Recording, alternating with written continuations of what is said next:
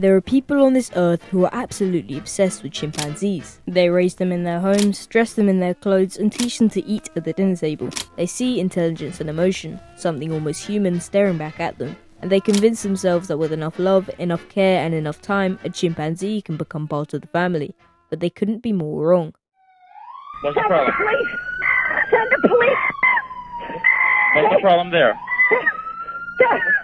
The chimp killed my friend!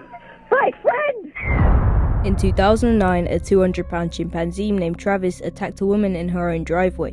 When paramedics arrived, they found her face completely gone. No nose, no eyes, and her hands had been ripped off at the wrist. Travis had been raised like a human child. He ate at the dinner table, brushed his teeth, and watched television. Then something triggered him, and in under 4 minutes, he strategically eliminated a human being. In the forests of Uganda, researchers documented something they initially refused to believe.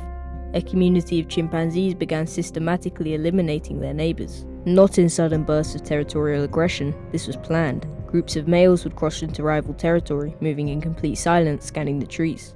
When they found a lone male, they'd attack. One chimpanzee would pin each limb to the ground while the others tore the victim's throat, face, and genitals. These assaults lasted 10, sometimes 20 minutes. Over 4 years, every male in the neighbouring community was killed, their territory absorbed. Scientists have now documented this pattern across Africa. A 2014 study analysed 152 killings across 18 different communities. Roughly 1 in 8 chimpanzee deaths is caused by another chimpanzee.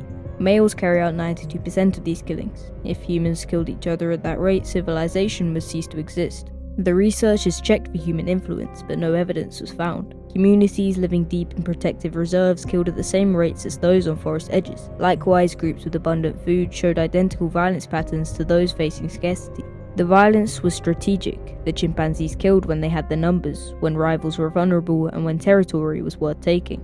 Humans and chimpanzees are the only two species that organize these lethal raids against their own kind. A male chimpanzee weighs around 130 pounds, smaller than most adult men, but pound for pound there's no comparison. Their muscle fibers are arranged differently, optimized for explosive power rather than endurance. A chimpanzee can generate forces that require a human twice its size. Their bite force reaches 1,300 pounds per square inch, and their canine teeth can grow over 1 inch long. In 2005, 2 chimpanzees escaped their enclosure at a California sanctuary during a birthday party. A man was standing nearby holding a cake. Within minutes, his nose was bitten off, his foot nearly severed, his fingers torn from his hands, and his testicles ripped from his body. He survived, though that word doesn't capture what his life became afterward. In one documented case during the 1990s, a single chimpanzee killed 7 children over several months before villagers finally tracked it down. You see, evolution rewards violence when violence works. For chimpanzees, it works.